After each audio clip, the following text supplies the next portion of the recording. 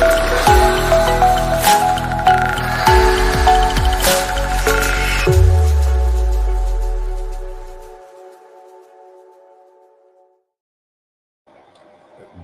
my champions all over the world, and welcome to Live with Chatufa. Thank you so much for those that continue to join us on this platform as we continue to give you information, updates of what is happening in the nation as well as around our neighboring countries.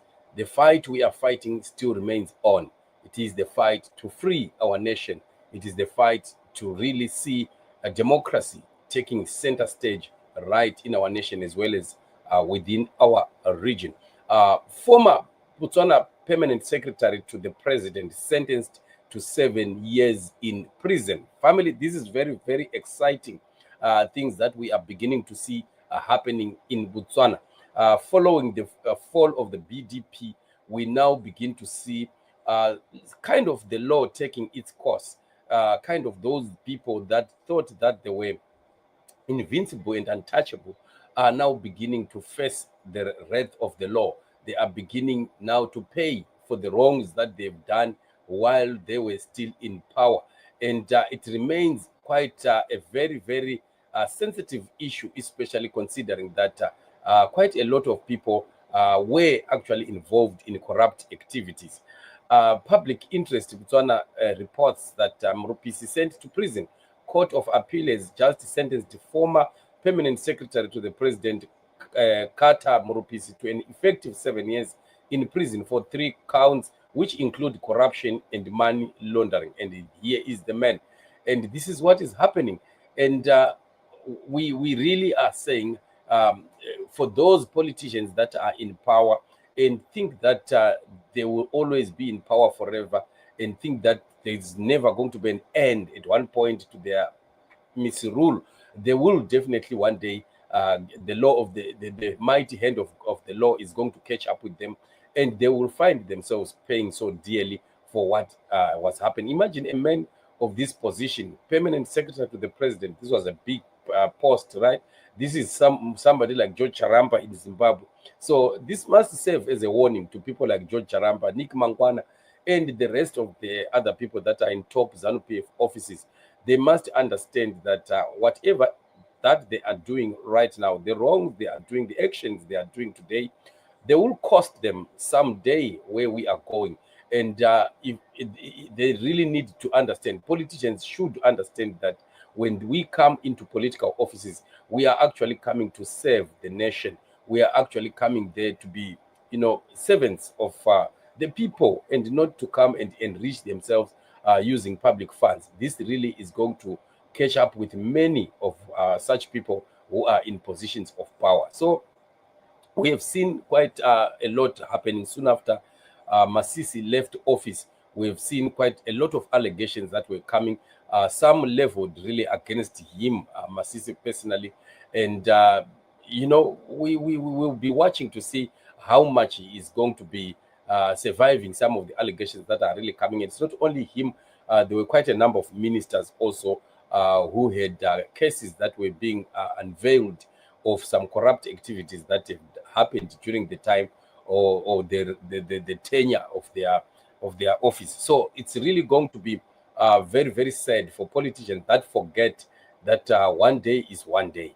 So ZANU-PF right now in Zimbabwe, they are so relaxed in their thuggery and thievery, in all things that they are doing against the Zimbabwean people. They think that it's not going to hound them, it's not going to come back to bite them. They think that they will get away with the crime. But unfortunately, it's not going to be like that. They are really going to pay for what they have done against the people of Zimbabwe. All crimes that have been committed are going to be paid for by those that have committed them. And this is an assurance that we are giving to anyone who is in political office or anyone who is in public office, that whatever protection that you could be enjoying right now, a day is coming that that protection, that shield of protection shall be taken away from you, and you will find yourself very much exposed, and you'll be thrown to the lions, and there is no way you are going to escape such kind of danger that shall be coming to your lives. So ZANU-PF, be warned, continue to steal and be corrupt and engage in all these activities, remember that people keep records. People know what you are doing. Don't ever think that people may not talk about it, but it does not mean that they are not seeing or they don't know what is happening. People are watching. They are seeing every move you are making. Some are getting into farms and taking over farms forcibly and lawfully. Some are taking over people's minds. Some are people's businesses, people's properties. We've seen that happening with even a ZANU-PF minister who had his house taken away. You still remember we talked about that. And some of these things are done because people are drunk on power.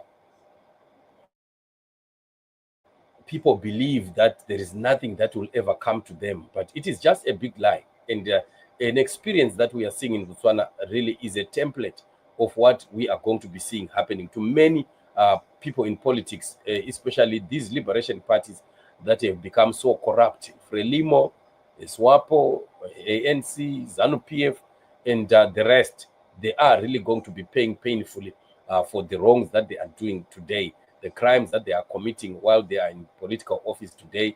They shall have to answer for those crimes that they have committed. So this is what is happening in Botswana. Botswana is continuously showing us, as a roadmap of democracy, of what really may end up happening to those that are in political offices.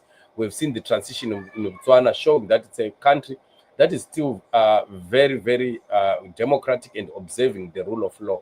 So rule of law will take its course. So there's not going to be any sacred cow in Botswana, according to the way that we have seen Botswana respecting rule of law. So this is what is happening. So the permanent secretary is going to prison for 7 years, and that is not a joke at all. And watch out, people like George Charamba, watch out. Watch out, many people that are surrounding Mnangagwa today. You are going to meet the same fate come the day of reckoning. So this is what is happening, family. Let's continue to be together as you continue to support the platform, and we continue to pray for our nation. We know that God is in it, and the freedom for the Zimbabwean people is indeed coming. Very, very soon, we are going to be enjoying a free Zimbabwe, a democratic Zimbabwe, and a progressive Zimbabwe. Let's not give up. Let's continue putting pressure on ZANU-PF, praying and believing God for freedom. For this is the season of change, and freedom is coming.